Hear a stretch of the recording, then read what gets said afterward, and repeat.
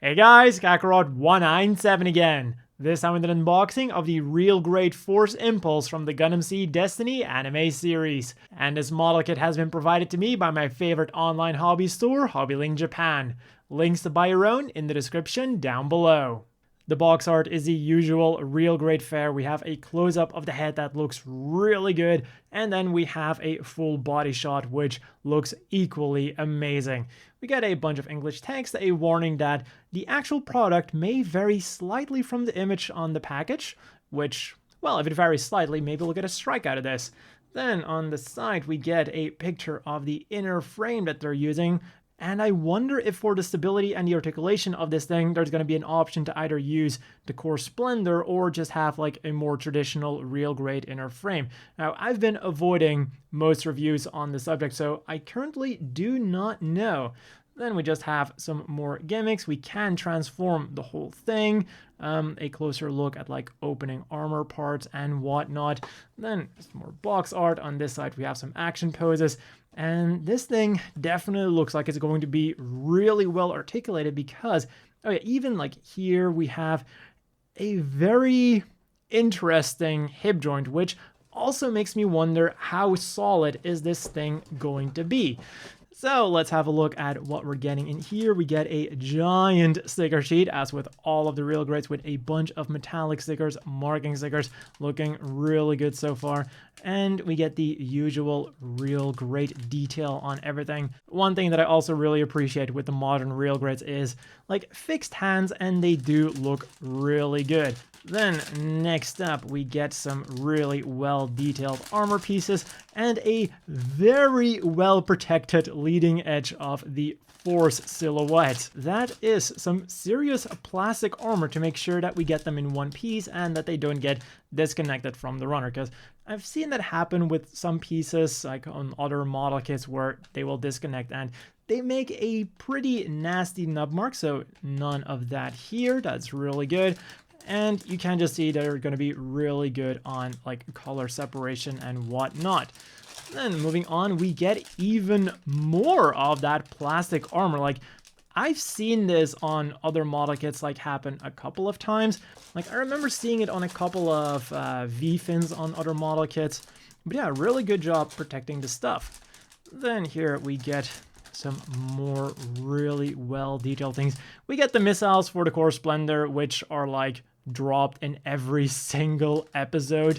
And then when we flip it over, we get some more of the inner frame and some more hands, like the armor schneid. Well, I don't think they're called armor schneiders on the Impulse, but they look really nice and sharp on this thing.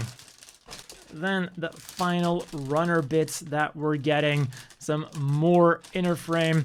And I kind of forgot at which point they stopped doing like the pre-assembled inner frame of the Real Greats and just switched like a more master grade-y inner frame.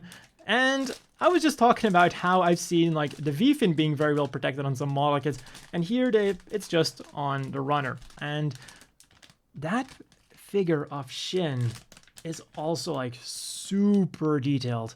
Maybe it's me, but I feel like it's slightly more detailed than I've seen on other Real Greats, or maybe it's just because I haven't built a Real Great in a while, but that looks surprisingly detailed. Kind of unfortunate that we don't also get a Luna Maria version, unless maybe they're going to make that a P band I like. Force Impulse, Luna Maria version. It's like the same, but you get a Luna Maria version and like a few different stickers, and it's going to cost us twice the price. Anyways, let's have a look at this manual. We get a quick guide on how to build your Real Great. And then on the next page, we get a bit of information on the Impulse, basically telling like if it uses the Force Impulse, if it uses the Force silhouette, it's roughly the same as the Freedom Gundam, like roughly equally as powerful, which is why it mostly uses the Force Impulse in the anime. And we get another picture of like with armor, without armor.